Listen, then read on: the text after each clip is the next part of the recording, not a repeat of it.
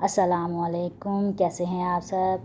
आज जो अंग्रेज़ हम पे हुक्मरानी कर रहे हैं उनका हाल ये देखिए कि 1916 वाला ये इराक़ में अमेरिकी कौंसल जनरल इराक़ में उस्मानी गवर्नर से मुलाकात की इजाज़त लेने के लिए खड़ा है।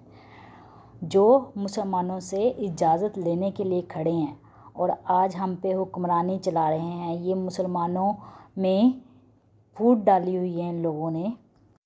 अल्लाह ताला हम सबको मिलजुल कर रहने की तौफीक अता फ़रमाए। जब खिलाफत थी अमेरिकी, यूरोपी, रूसी, चीनी हमारे किसी सूबे के गवर्नर से मुलाकात के इंतज़ार में घंटों खड़े होते थे, इजाज़त मिलने को एजाज़ समझते थे। फिर दुनिया बदल गई। जिस इस्लाम ने हमें इज़्ज़त दी थी, फिर हम उसी के ख़िलाफ़ खड़े हो गए।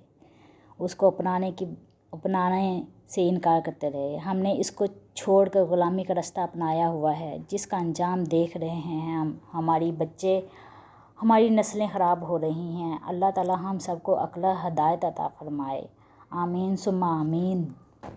दुआओं में याद रखिएगा। चैनल को सब्सक्राइब करना मत भूलिएगा। अल्लाह हाफिज़।